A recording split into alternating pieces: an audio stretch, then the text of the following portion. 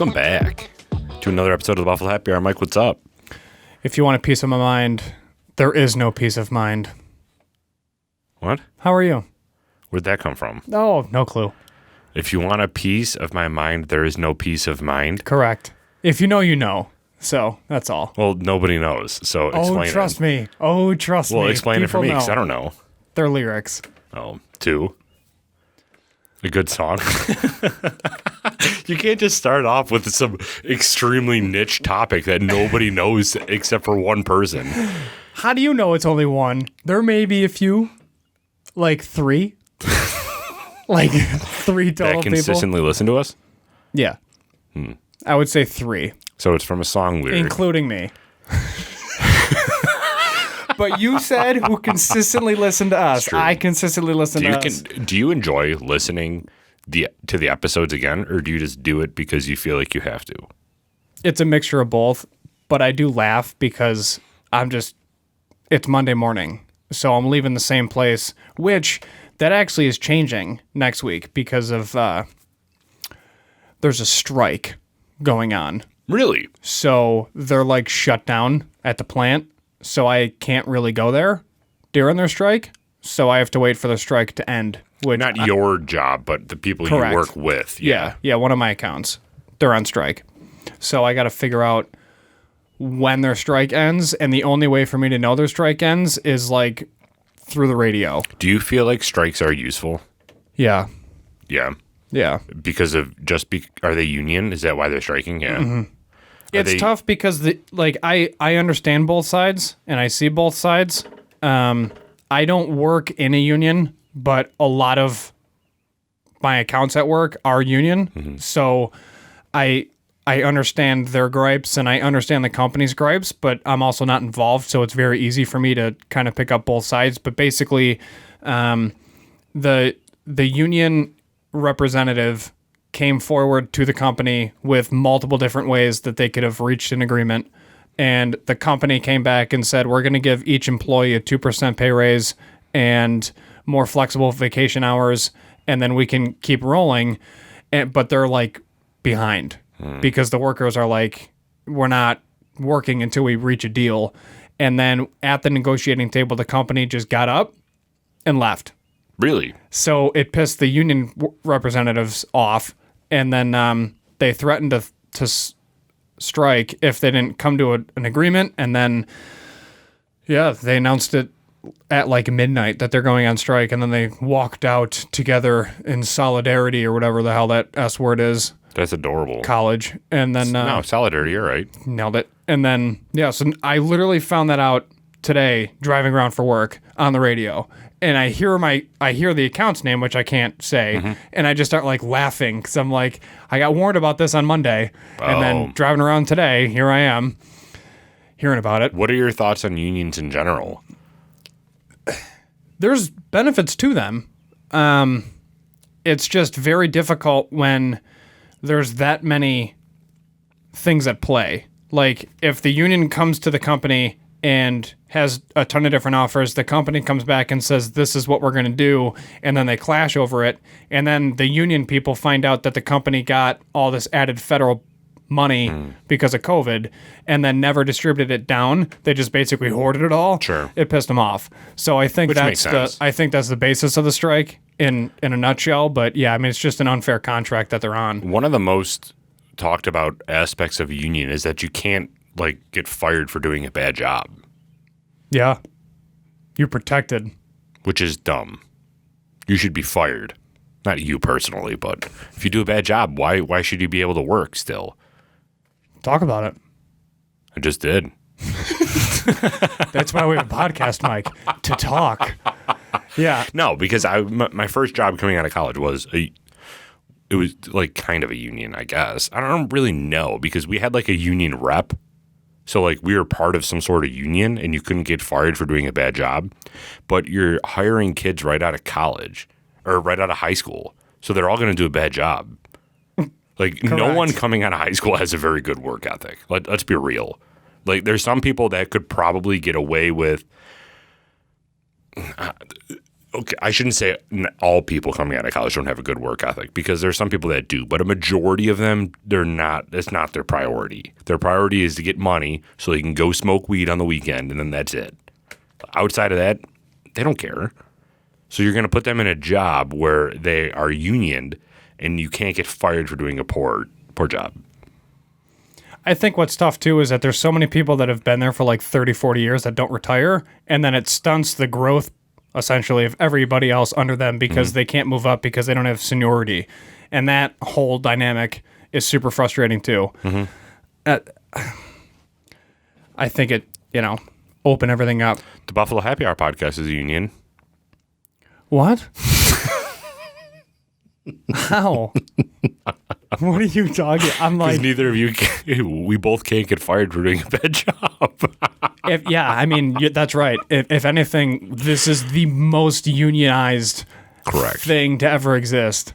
So I guess we'll just yell at each other. And neither of us, we're stunting the growth of everybody else because they can't work their, I don't know where I'm going with this. All right, well, thank everybody for joining episode 87. We are, I guess, just going to continue talking about unions the whole time. So if you're I'm just kidding. If we talk about unions the whole time, I will literally kill myself. But today we have Clonakilty. We had a great interview with the rep that is in from Ireland that released last Friday. So if you have any interest in looking at that, I highly suggest you do. They are a very interesting distillery. Clonakilty is located in the most southern part of Ireland. So if you're interested in that, he goes through their entire lineup with us. We try basically everything. And he goes through step by step what each one means. And he was a sweet dude to talk to. So if you're interested in that, go back to last Friday and check that out. But if you're new here, please subscribe. We basically talk for an hour every Monday, and then we release interviews from small businesses every Friday. That's really it. That's what we do. Yeah. And then Wednesday, we tease people with different spirits that we try. Not try it. Like this one here. I'm fired up for it. Let's open it. Let's open this up. So we can get to even more. I clearly didn't even open this yet because I still have the plastic wrapper on the top. But this is obviously Clonakilty Distillery, their whiskey that is finished in Armagnac casks. So Armagnac is basically the same thing as cognac. It's just they're both brandies, but they're just made in different parts of France. So Brandy. Yeah, I dated a girl named Brandy. Dude, I did not. I know a few. Yeah. One is literally insane. So I wonder how she's doing. It's been about a decade since I heard anything about her existence on Mother Earth. So who knows? Do you think she's still with us? On Mother Earth? Probably. I don't know where. We need a garbage can in here. I know. There's a lot of things. Just put it in the thing. Ooh. That's not loud. So anyway, Armagnac is basically the same as cognac. It's a brandy, but it's just in a different region of France. So you have the Armagnac region of France and you have the cognac region of France. Does everyone there have massive arms? They could. Armagnac. I'm from Armagnac.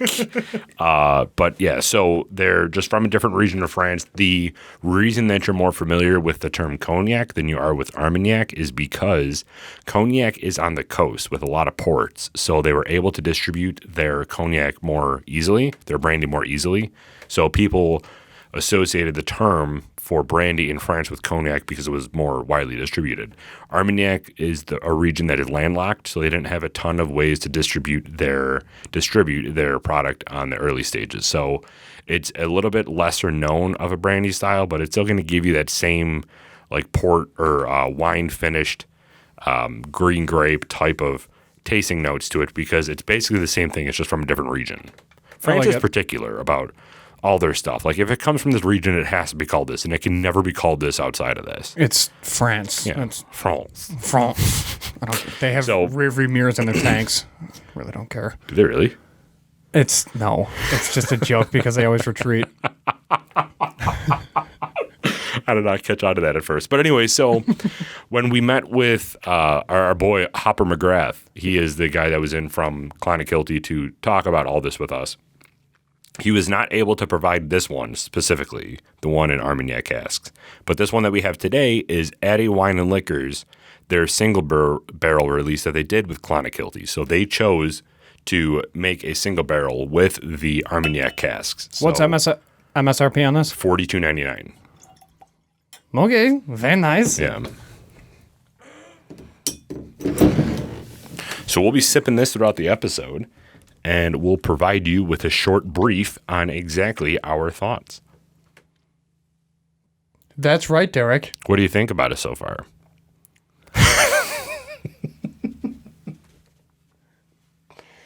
All right, so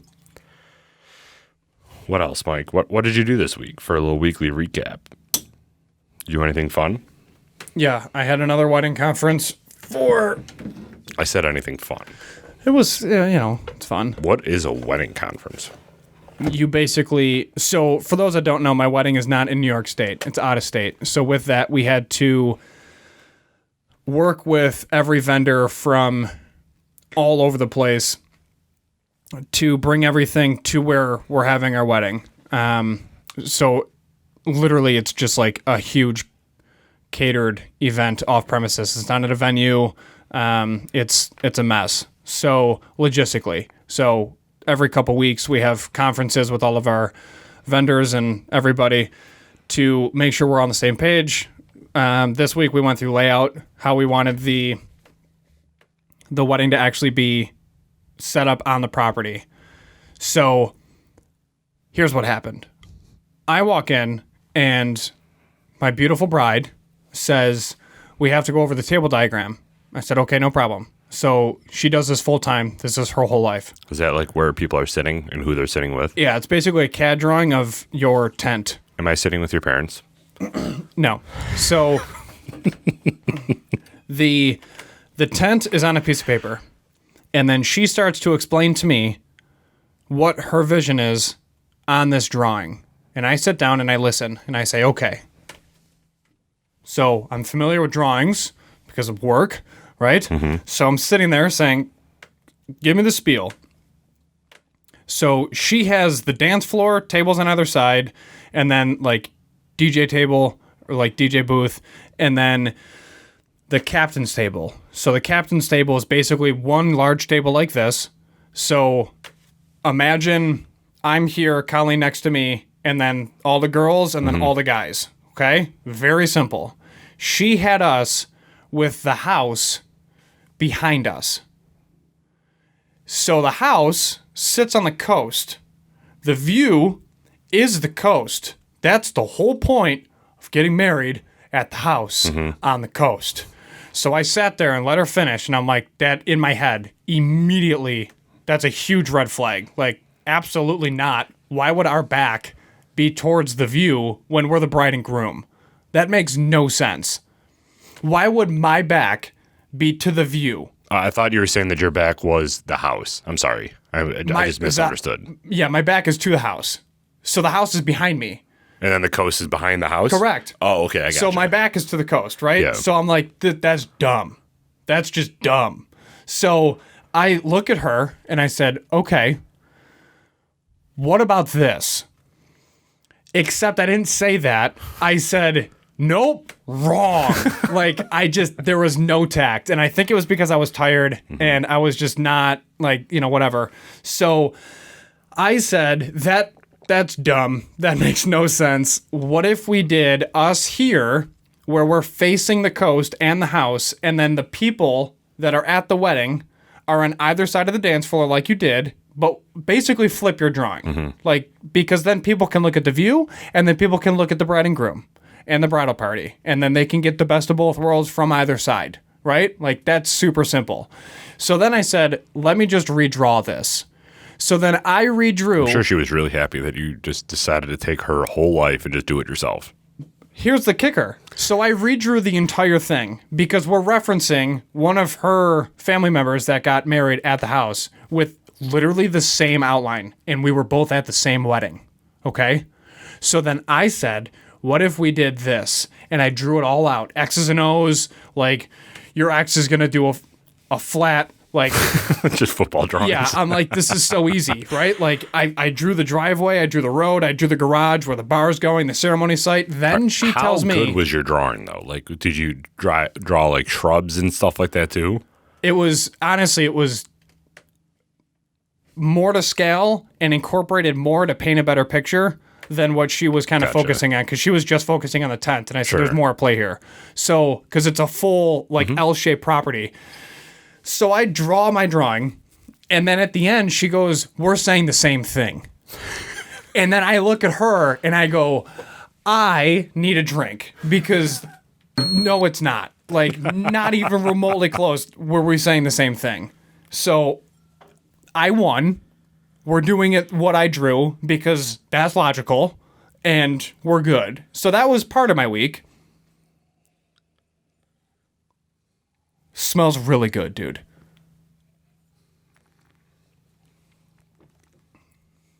Yeah, that's good. I like that.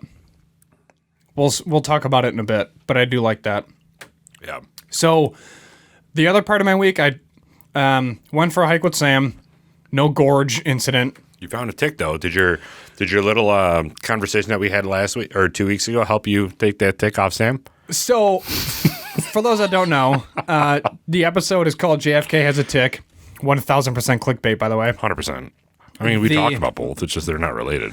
Correct. Did I tell you what happened when I was pulling the tick off of Sam's head? So he's in my truck. On his head? Yeah, he was in my truck, and he didn't get out yet because he can't. He's like too afraid to jump down from the bed of my truck, or the cab of my truck. Mm-hmm. And I said, okay. So I was gonna reach in to grab him, and then I seen this little black thing move, like right next to his ear, and I'm like, that's a tick. Like, no way. So then I basically took control of the entire situation, and I said, Sam, don't move.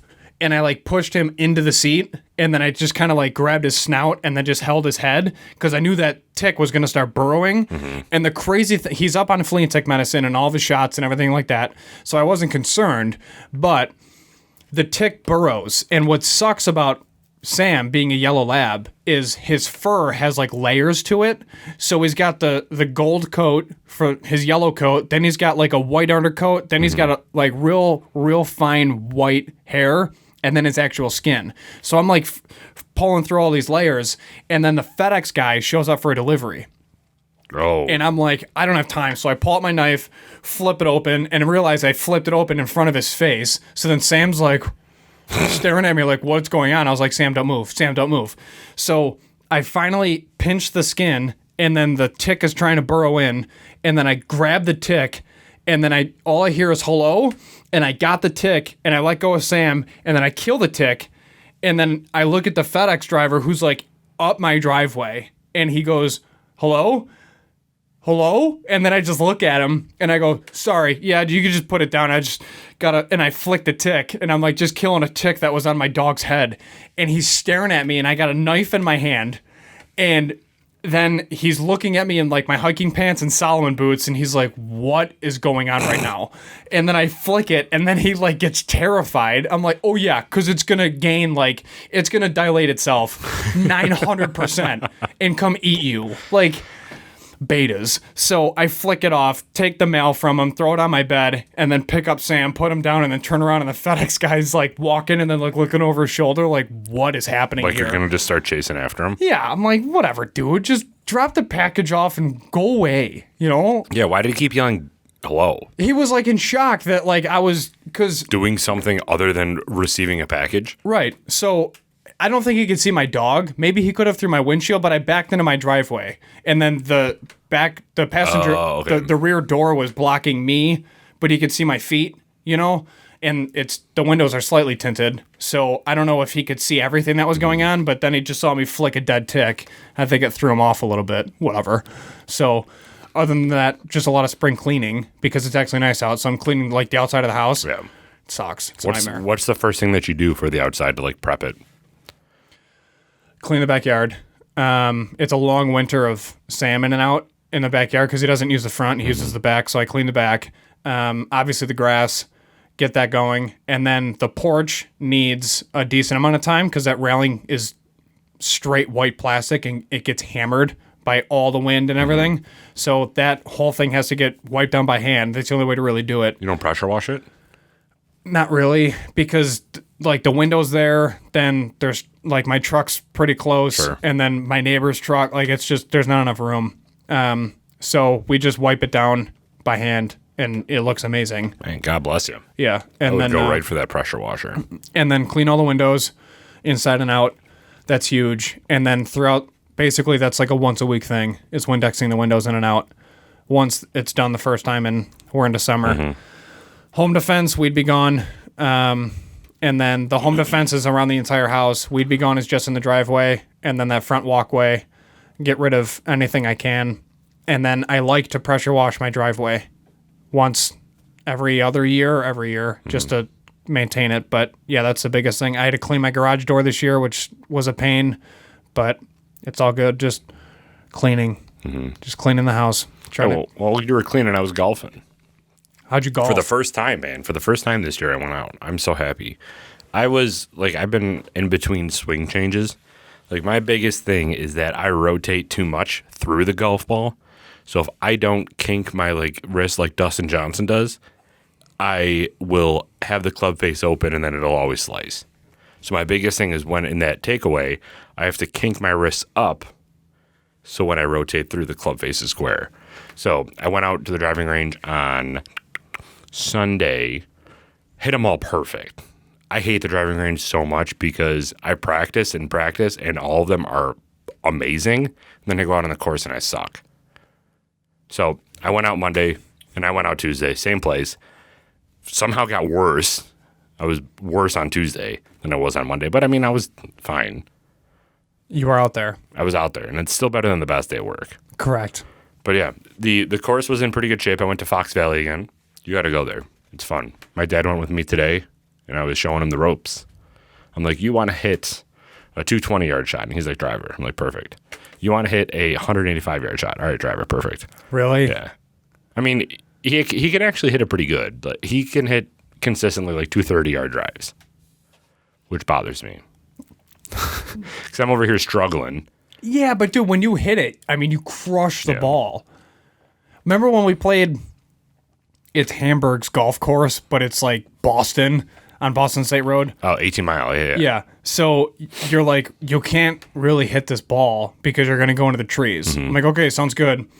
So I drove and just got into the wood line. And then you're like, I have to go iron here. It was like a 3-wood, and you smacked it 330 yards into the woods. And you're like, did you see it? I'm like, yeah, it's in North Collins after it hit a tree in Boston. Now it's in North. I don't know what to tell you, man. It's gone.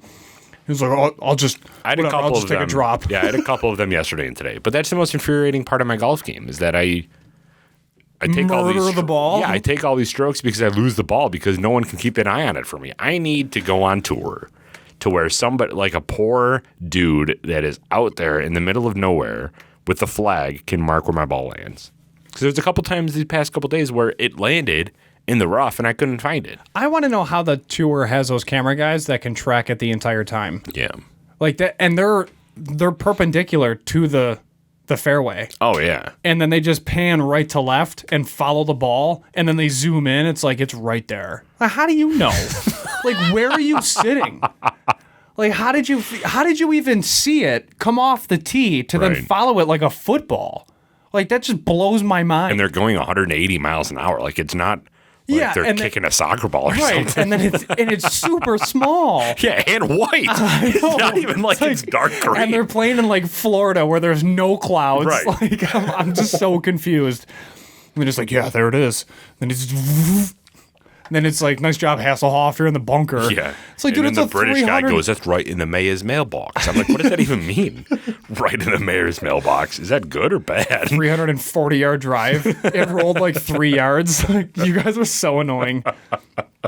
Whatever, dude. Yeah, that's funny. So I saw your post this weekend on Facebook about your most annoying things or the things that are illegal. But still happen anyways? Yeah.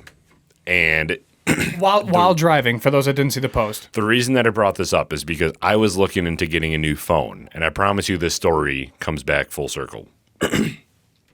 But I'm looking at getting this new phone, and this new phone that I want to get also starts on fire in your pocket? Correct. No, it's not a Samsung. It's still Android because Android will always be superior. But it has what is called is a Hasselblad camera. Oh, that sounds super American. Have you heard of Hasselblad?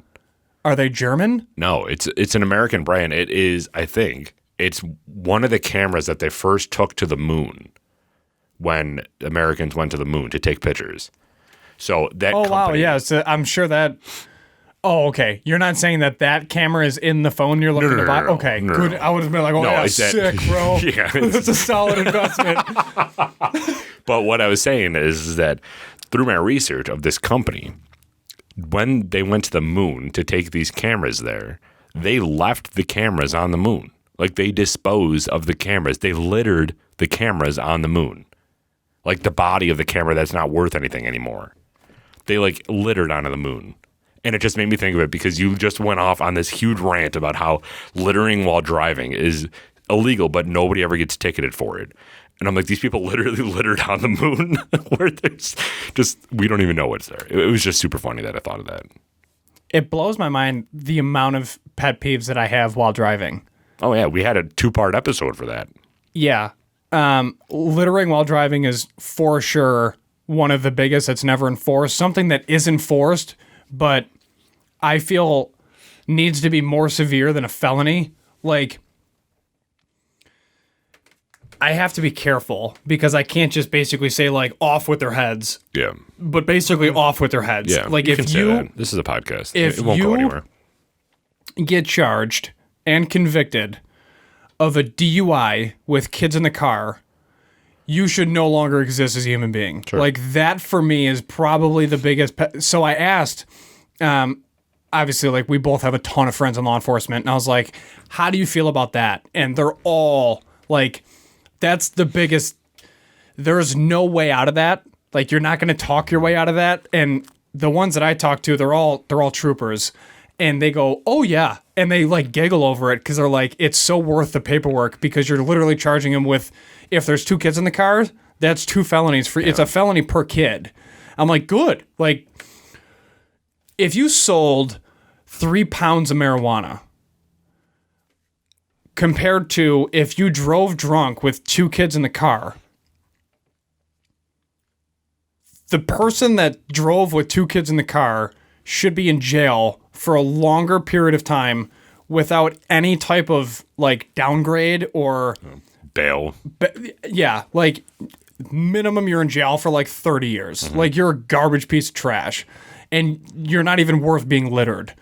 Like, that's how I feel about it. I hate that. Like, why would you get drunk then drive? Did this happen recently, or is this just No, always been a pet peeve? it's just a pet peeve of mine. Gotcha. Like, it's so irresponsible and negligent. Like, I just don't get it. So you get drunk then drive, then you say, oh, I'm still okay to drive, but now I'm just going to put kids in the car that literally can't drive or know how to drive and then endanger their life too. Same thing with a dog. Yeah. Do you consider littering like throwing cigarettes out the window too? Yeah. But for some reason that's acceptable. It's disgusting. But I don't even know of a cop that would pull somebody over for that. Yeah. When that is littering, and probably even worse because There's so many chemicals out there. Yeah, and I understand that it'll, like, biodegrade because you've seen cigarettes in parking lots that are, like, literally disintegrating, Yeah. and they, like, fluff out, and then you see the paper inside the filter in the butt. It's just disgusting. Like, the whole thing is gross. When I was we had to do Arms Across America and then pick up all the trash before we left, like, any range or any AO, and then I basically got to a point where they would put me in charge of that detail. And then I would say, if any smoker, I'm like, all smokers are in front. And then if any non-smoker identifies a cigarette, the smoker goes over and picks it up. Like, non-smokers aren't picking cool. up cigarette butts off the ground. That's like, good. That's disgusting. And we didn't do it because we don't smoke. So all smokers pick up cigarette butts. And I modified it. Obviously, everybody picked up trash, but non-smokers weren't going to pick up cigarette butts from smokers. Right. That's ridiculous. But luckily, my unit wasn't too bad with that because you really can't smoke cigarettes in a hide site anyways with night vision because you're going to be spotted. That cherry is going to be spotted from, like, miles away. But a lot of it was chewing tobacco in my unit. It's just, that was one thing I always did. But yeah, I hate that. What are your thoughts on the chewing tobacco? Did you ever do it?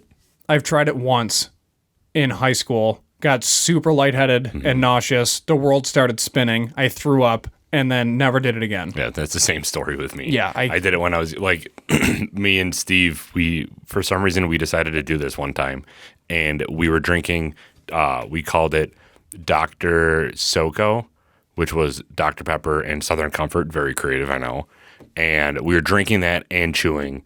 Our first time ever. I was swallowing. I had no idea what I was doing. I was like Tom Haverford, man. Oh my like, God, you gutted it? I wasn't swallowing the actual. Yeah, but your spit. Yeah, but my spit I was swallowing. Yeah, you were gutting it. Yeah, That's so gross. Well, obviously, I didn't know what the hell I was doing. I was like 15 years old. You probably threw up everywhere. Oh, yeah, 100%. All over his bathroom. All over his bathroom. And then it was, all of us did. It was the most disgusting. You didn't know you had a spit? I might have known, but I didn't know how bad it would have been if I didn't, I guess. Like, I didn't know the repercussions of not. Oh. But I did it that one time, and I said, all right, I'm done. I don't even smoke cigars really that much anymore. I don't do it. Like, the most unhealthy thing about my life right now is whiskey, and that is saying something. Dude, you even cleaned up your diet. Yeah. I couldn't even tell you the last time that I had a slice of pizza, which is crazy. How do you feel about that? Very good. I feel fantastic. Oh, I was going to say, what are you doing later? Probably ordering pizza. I might. But no, dude, I feel fantastic lately. But anyway, and that kind of gets into another topic that I kind of wanted to talk about, but I mean...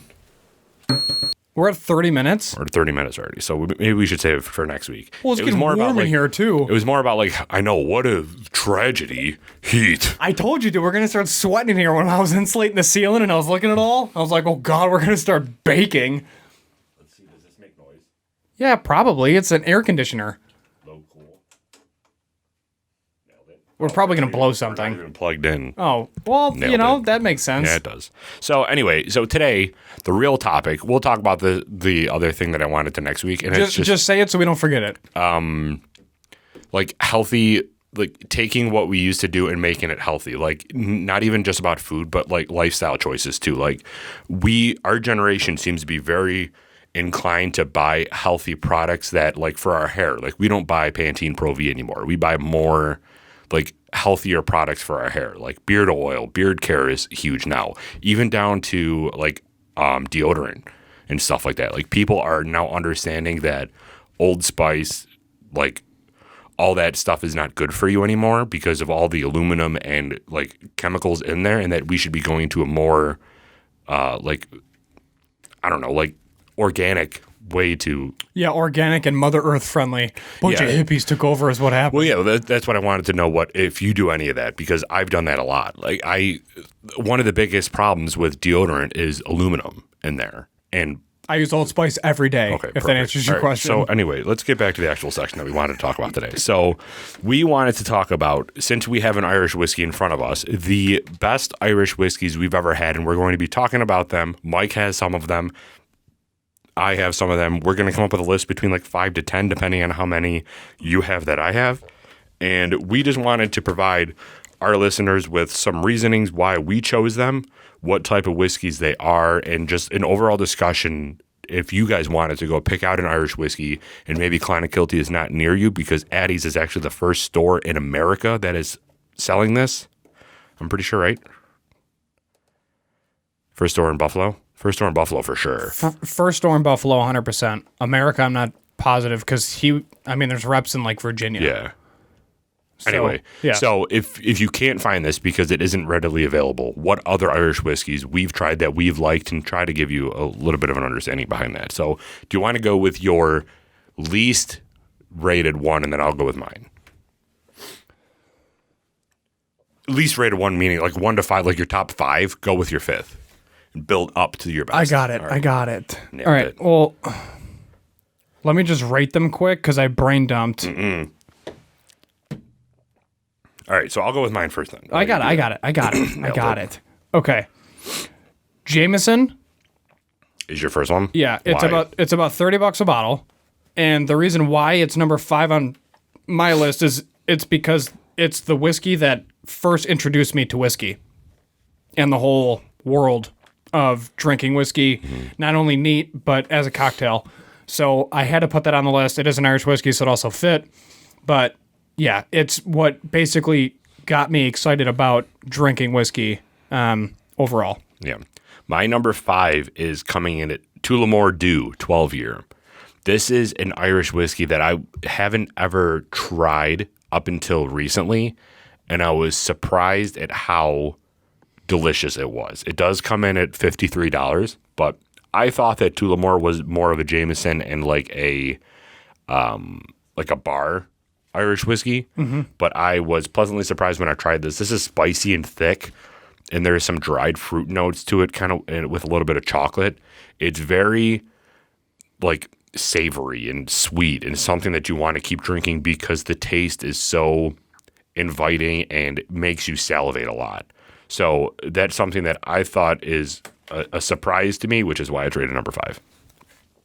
They're the normal one that you can find like everywhere. That's my number 4. Oh, okay. And it's $25 to $30 a bottle. Yeah. And I've had that it's basically at every bar, which is why it's a nice option for a lot of people. It's not crazy expensive per shot. You can have it in a lot of different cocktails and not oversaturate the cocktail. And then you're not going to basically kill your wallet. Yeah, actually, and that's a good point. Tullamore itself in general holds up very well to ice. Yes, it does. So you can add either one ice cube or even throw it in a cocktail or something, and it still is strong enough to where it absorbs the ice and not absorbs the ice, but reacts well with the ice to where you're not diluting it too much. Yep. So my number 4 is Connemara.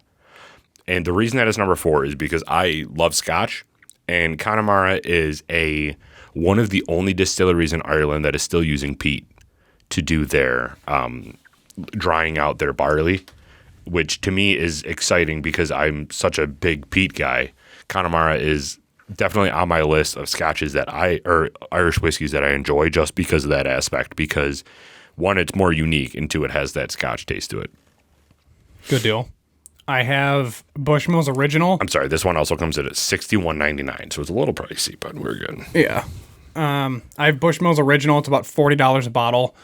I've had it twice, and I don't have anything good or bad to say about it. It's just another Irish whiskey that I've had that I can enjoy and then not feel bad about picking it up. Most of mine were budget friendly except the last 2. Yeah. So my number 3 is Redbreast 12 Cask Strength. And this one to me has to make the list because Redbreast is known for being very traditional in their tasting notes. So when you think of Irish whiskey, you get that like shortbread flavor to it. It's always going to be like a buttery shortbread for Irish whiskey. And Redbreast has that so baked into their process that Redbreast in general, any of their product is exactly what you would expect in an Irish whiskey. And the 12-year just kind of takes it to that next step because it's cask strength and not diluted. Do they have a 12-year that's not cask strength? I don't believe so. I think their next one is 15, which is not cask strength, but that's also $100. Because this Redbreast 12 like 70, is right? $67.99. Yeah, so $70. Because I've had Redbreast once, and it was their 12-year, and that's all I remember from it. When I had this, I wasn't super into whiskey, so I didn't fully understand like all the intricacies like I do now. So if that is the only one that exists at that year mark, then I've had that. At that year mark, maybe, yeah. That's also on my list, is Redbreast 12-year. Look at that. I had it when I was in Europe, and it was really good. That's a BHH recommendation right there. Right there. So that's your number 2? Yeah. My number 2 is Green Spot. So Green Spot, to me, is one of the most dynamic Irish tasting whiskeys that you can find because they're a distillery that doesn't focus on being traditional, kind of like High West is to us, how they do a ton of different like barrel aging and different types of processes that integrate different flavors in. Green Spot's the same. So like very typical with Green Spot, you're getting unripe bananas and like salt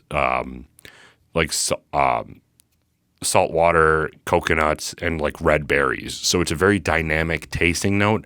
If you're interested in that and you want something that's not necessarily the traditional route, this comes in at $59.99, and it is well worth it in my opinion. I love Green Spot. I've had it once. It's number 1 on my list. Jesus, man, we're killing it. I had it when I was in Europe. It's another BHH recommendation right there. Sure is. And I had it with a very close friend of mine.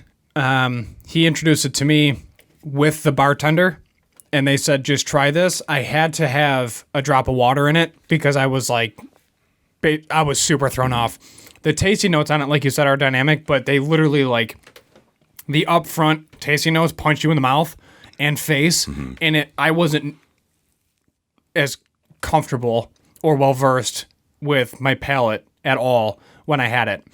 And I enjoyed it, but I think I respected it more than I enjoyed it when I had it. I haven't had it since, and that was 2017. So I really want to try it again. I just don't know where I can find it. Green Spot, we can find it. We got I don't think Addie's sells it. So all these prices that I've been quoting have mostly been Addie's. Tullamore Dew, Redbreast, and I believe the next one that I'm going to talk about are all in stock at Addie's, but I think Green Spot was at Colonial Wine and Spirits in Orchard Park. OP. They have a lot of... Yeah, they do. Their they selection's have a big store huge. there, yeah. Okay. Well, my number one, I kind of cheated a little bit, dude. Not this specific one, but Clonakilty in general. When I had their stuff, that is fantastic, and it was the Clonakilty Double Oaked. So if you are again interested in the Clonakilty brand, go back and check out the interview that released last Friday. To me, it's just such a great product. So the Clonakilty Double Oaked won World's Best Blended Irish Whiskey in 2020, and they won the double gold in the 2019 San Francisco World Spirits Competition.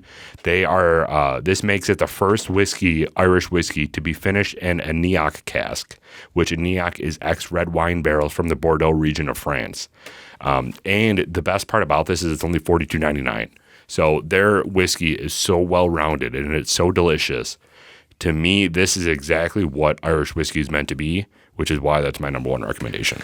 I built my list with products that I've had up to this point, and then I did not include them because I wanted to basically just talk about me up to this point with my tasting notes and progression. Sure. I agree with you. I feel like every house, we always say that there's must-haves in your home bar. With like Devil's River, 3 Chord, Jameson, Bullet, and then if you get into like finer, well, not necessarily finer, but just other options, you can throw in like St. Lawrence. Yeah. And then now this. I feel like a Clonakilty has to be on your shelf just because it's not super hot. No, it's not. I mean, it comes at what, 43.6 ABV, I think? Which I feel like it kind of blends best of both worlds. You're getting a beautiful package with it that your guests' eyes will catch. You can talk about it. That's why I also love local spirits as much as I do, because the packaging and the marketing in the labels stand out so much better compared to Kentucky, in my opinion. Did you want more? I have to. Okay. So now with this, you can talk about the packaging, and then when they try it, they're not burning their throats. And then you can further talk about Ireland with them, and then you can just tie everything in full circle, and it just makes you that much better of a host. Yeah. And you're not killing your wallet by buying these either. So for me, I feel like this is something that just has to be on your shelf. Yeah. I agree. I agree. This is something that we want to start doing more often, is these recommendations for you guys, because you listen to this podcast not only for Mike and I just to banter back and forth, but also for recommendations. I've heard so many countless times of people taking our recommendations seriously and enjoying what we've had on the show. Oh, so yeah, there's so many text messages. Yeah, this is something that we need to, and we will start doing, which is like a top 5 or a top 10 or whatever it may be, to recommend different products to you. So this week we're doing obviously Irish whiskey. Next week we might do Scotch. We're going to do bourbon. We're going to do regular whiskey, rye whiskey. We're going to just do all the different types of whiskey and talk about them. From a Scotch or from an Irish whiskey standpoint, just note that Irish whiskey has to be made in Ireland. So anything that you found out on this list that is Irish whiskey-esque isn't considered in this list because it's not actually made in Ireland or follow their criteria for being Irish whiskey. So as we continue going through this kind of segment mini-series, I guess you can call it, but we'll do top 5 whiskeys you need in your house, which covers all categories, like 1 bourbon, 1 rye, 1 Scotch, 1 Irish whiskey, 1 Japanese whiskey, I guess. I don't know. They lost the war. America first, brother. Yeah. All right. Well, 45 minutes, bro. Let's rate this thing. Let's do it. What's going on, man? How are you? All right, Clonakilty. This is their Armagnac finished whiskey, and this is Addie's Fine Wine and Spirits, their single barrel. So if you want to try this with us, if you want to try this after we talk about it, because we do such a good job talking about it, you can go to Addie's Wine and Spirits on Transit Road, pick up a bottle of this. They do have some left. It is going really fast because this is fantastic, and anything finished in Armagnac is going to give you that taste that you probably haven't experienced before in whiskey. Correctamundo. All right, so Clonakilty, label branding, what are you giving it? A++ check mark. Check mark. A++ check mark, check mark. You got the marker out here? I don't know if you're going to continue going. No. Or if you were done. That's what she said. I do not have, yep, damn right. That was a good one. I do not, but I will write it down here. A++ check mark. Check mark. Okay. So A++ check. The reason that I like this so much, and then you can add anything that I didn't cover. Thanks, Dad. Is one, you're welcome, son, that this comes in a box, which to me is a huge selling point. More whiskeys outside of Scotch and Ireland should start coming in boxes because I think that it adds a marketing material, not only draws the attention of people looking to buy something, but it also gives someone something to keep after the bottle is gone, because nobody wants an empty bottle on their shelf, but they could have an empty box on their shelf. So they have the whale tail, which is, what is it called? What kind of whale? Menke whale? Minke whale? Yeah, Minke whale, which is native to that area of Ireland. So that's kind of the logo that they went with, is this whale tail here. And the back of the box is Clonakilty, a town in the southernmost tip of Ireland on the Atlantic seaboard, is where we have built our distillery.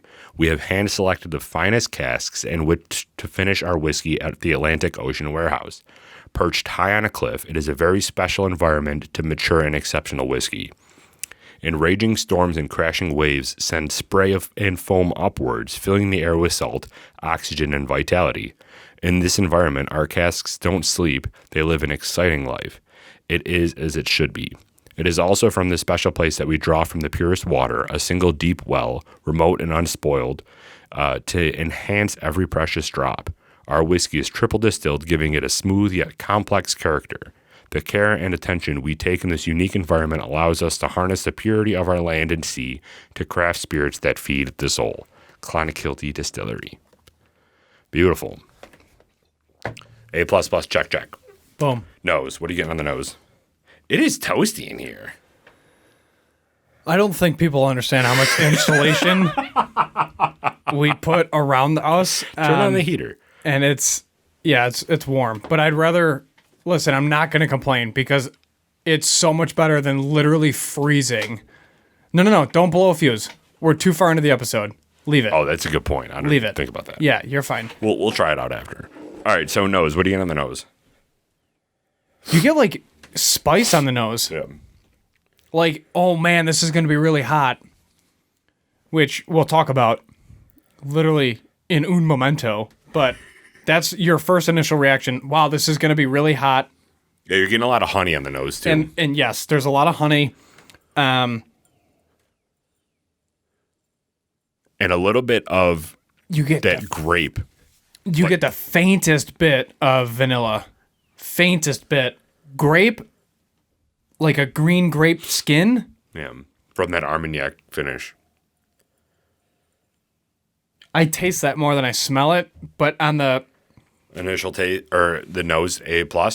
Yeah, absolutely. I feel like it's on the back end of the nose, is the grape.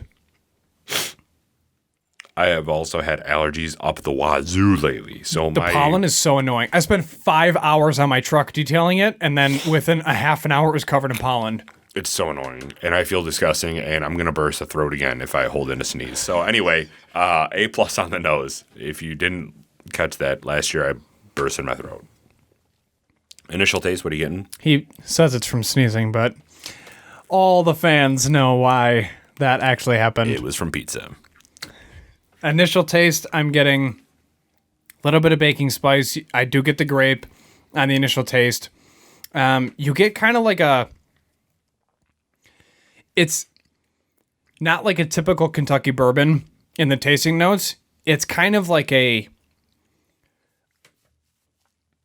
blend between whiskey and gin in some of the tasting notes, where you would get, you know how when you drink gin, it's like very obvious it's what the tasting note is? It's floral. That's what I'm saying. So the floral notes in gin are toned down and mellowed to where you're like, okay, I'm definitely still drinking whiskey, and your mouth is trying to figure out like what actually just hit it. And then when you swallow it, you salivate, and then it fully clicks like, okay, yes, this is a whiskey. There is an oil content. And the honey kind of coats your mouth, and then you start to pick up a little bit of floral notes, almost like a pear, grape in the taste, and it's just crisp. And you're like, wow, okay, this is actually dynamic and enjoyable to where you want to keep slightly sipping it to enjoy the levels of it, but it's not like you're tasting it with your sinuses either.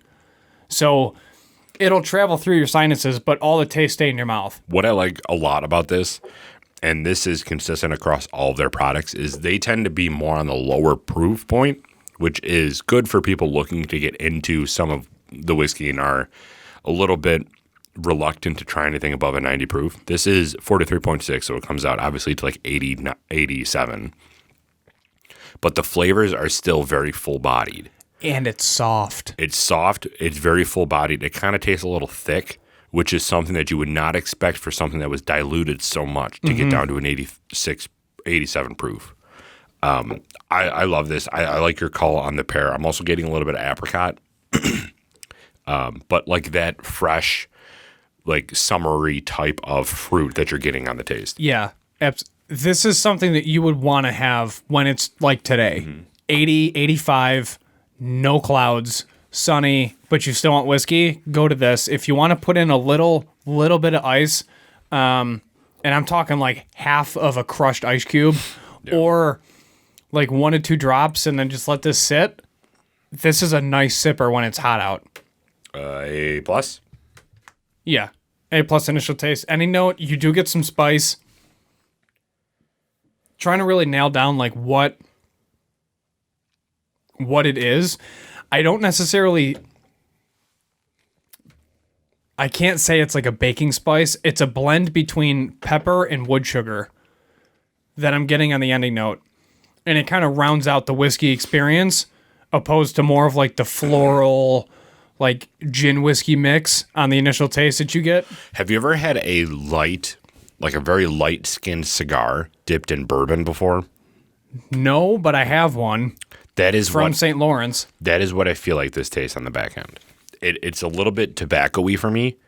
It has this charred, deep kind of tobacco taste, but it's so light that it just travels down very quickly.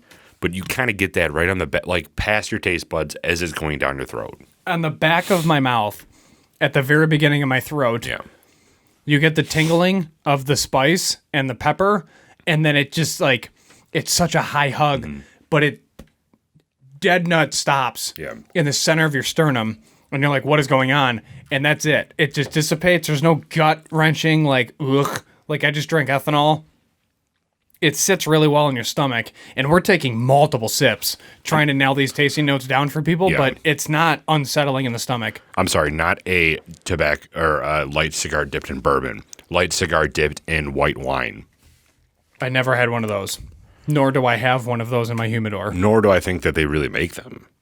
But that's what I'm like. You're getting that grape ending note too that's kind of mixed in with the tobacco. And then a little bit of char wood sugar at the end too. Now I want a stogie, dude. All right. Let's do it. Fire it up. Okay, so ending note, what are you getting? What are you giving it? A?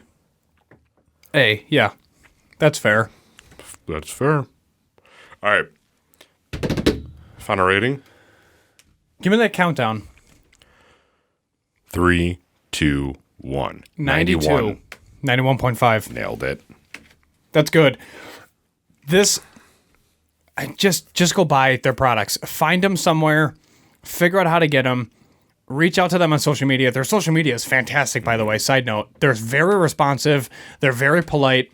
And they do a great job of, hey, because they're new. They haven't been around for like 846 years. Right. So, I mean, other distilleries in the area have, where they are. So, yeah, I mean, for what they are, for the packaging, I would honestly say that this is one of the best bangs for your buck, where you're getting Scotch level packaging with budget-friendly whiskey combined with top-tier tasting notes in the product, and you're just getting the best of both worlds. And you're getting a lower proof product with the tasting notes of a higher proof product too. Yeah, for what, $45-$50? Yeah, this is $42.99 from Addie's. Yeah, you can't. That's what, $45-$46 after tax in New York. You can't beat that. I mean, I don't even know if they're making money. Honestly, because especially now with the cost of freight and everything else, I mean, packaging isn't cheap. Yeah.